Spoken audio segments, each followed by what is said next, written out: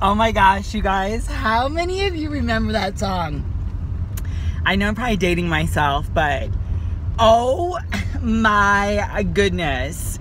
I have to tell you, it's so funny. When I was growing up, like, I remember there was so much controversy over Madonna, and I just remember there was just like, she was just, you know, she got in trouble with the Vatican and with the Catholics, and it was just a really, really big thing. But I remember when I was younger, like, I remember, it's interesting, I remember like clinging to trying to find strong women, you know, like strong women that were like in entertainment, but were doing things that, you know, excuse the expression, but they didn't give up. Do you know what I mean? So anyway, I loved Madonna when I was growing up. Absolutely, just like loved her. And I remember a pair of jeans that I used to wear that were all like kind of like cut up and like shredded. And I just thought I was like this big rebel rouser. But anyway, it's interesting because it brings about it articulates a very important point for me, and that is this: that it's when we're young, our minds are so formidable. We can, I think, overcome so many different obstacles. And then at the same time, it's also, we can look at our lives and maybe feel bad that, gosh, we didn't have this or we didn't have that or whatever it was. I mean, when I was growing up, I had no dad. My dad was an absentee dad. Bless his soul, I've totally made peace with him. In fact, I, you know, can shout from the heavens above that I fully love my father, even though he is no longer even on this earth plane. He is, he died a couple of years ago. Oh, it was very sad. They actually found him like a week later. It was very, very, very sad. He was a brilliant mind. My dad was like, when we went through his estate, he had books in every language. In Greek, I mean, was it Greek? Yeah, it was Greek. And I mean, he spoke several different languages. I mean, he read, he understood, he was brilliant. But, you know, he suffered with, I believe he suffered with depression, and I believe he suffered, I mean, I think that's the main thing is depression, and then that led to probably, you know, drinking. And the same thing is kind of sad about my mom too. They both share the exact same physiologies. And so I have to be careful as a person that I don't run into those same difficulties. But it's sad. And at the same time, let me turn this around, because my whole point for this, dancing out to Madonna in the beginning there, is you've got to see your situation for what it is. You have to know there's magic in every position you are in life. Even with me right now, I'm in so much pain right now. It's literally beyond humbling. Like, I used to walk 6, 7, 8, 9, 10 miles a day because I would train clients. I literally, God has taken that ability away from me right now. But it's okay, because it's like I'm learning through this. I'm developing. I'm really developing an understanding and a careful character and nature when it comes to anyone coming from the place that I'm coming from right now. I mean, literally, you guys, I'm having to retrain my body how to walk again, because my right side, poor little thing, it's just a mystery too. But anyway, back to Madonna and back to my conversations about my mom and my dad. The thing of it is that my mom was working so hard because she had to support 3 children. She was an art teacher, but she wasn't around a lot at all. So it was kind of like the 3 of us kind of raised ourselves.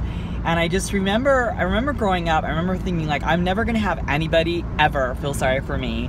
Not only am I not going to have anybody feel sorry for me, I'm going to freaking champion it out. I'm going to, whatever I do, I'm going to just really try to be the best at it. And well, not try. you know, my intention was being the best at whatever it is that I set out to do, but also to lift up the vibration of the room wherever I went or whatever I did, just because there are 2 options we have in life, right? Actually 3 options. One option is to negatively affect a space. Another one is to do nothing. And the third one is to, like, before you walk into a room, present the energy that you want to be present in that room. Before you go work out, present the energy you want out of your workout. Before you know, do anything in life, in your mindset, prepare that room, that person, the situation, or whatever for whatever it is that you want. I mean, for me, I want to have vibrancy, passion, and like tons of energy, because that's just like, you know, what I think would be absolutely fabulous and fantastic. So that's what I do. I try to make things like really amazing and wonderful and heartfelt and all of these things. So you know, it's one of those things where just think about bringing energy into a room. So like for me, like before I do these vlogs, I always like to play some really fun music. I like to bring energy into the conversation. I like to bring people to a space of woo woo, let's celebrate. Now at the same time, y'all know I have several crying vlogs that I do where I get emotionally sad about things. So it's okay to what I'm saying is it's not a fake energy. It's authentic energy. It's who you are and what you're in that moment, right? And so for me, a lot of times lately have been suffering and pain a lot, but at the same time, I also want to bring about a really fun, cool energy into the room, the gym, wherever it is that I'm going. So let's take a little note from Madonna and express yourself, be yourself. Now, I will say, as an adult and as a person who's gotten a little bit older in the situation, I am not a huge fan of Madonna really anymore. I mean, I am and I'm not. I'm just kind of like a couple things that she said and she's done directed towards the White House, bomb the White House or whatever it is that she said. I'm just not. That's just not. I'm not cool with that. I'm not cool with. I don't like negative energy. I don't like to throw negative energy at all with people. I like things to be good energy, and I like if I don't agree with something, I will do something kind of, I guess I want to say like quietly positive in the direction of that. I don't like negative languaging. I just don't like that. That's just not my cup of tea, and I'm being authentic with that. That's not my jam. A lot of times that's what people like, and that is their jam, and God bless you for that. It's just not mine. Anyway, you guys, getting back to kind of like the whole Madonna thing and everything, just find music or find something from your youth. What used to get you like super excited? Is there anything that used to get you like pumped up and ready to rock and roll, ready to work out? Let me know, because it's fun. It's fun to know, like, what music did you listen to when you were in high school or college? You know, what got you going? What got you feeling expressive and feeling positive? If you guys haven't watched my fun fitness fashion or fun fashion fitness or whatever it is, definitely go and look up that video, because I think it's fun. You've gotta like have fun with your life. If you are too serious and you take yourself too seriously, I don't know, your life to me would suck, right? Why be and do what everybody else is doing? Find yourself.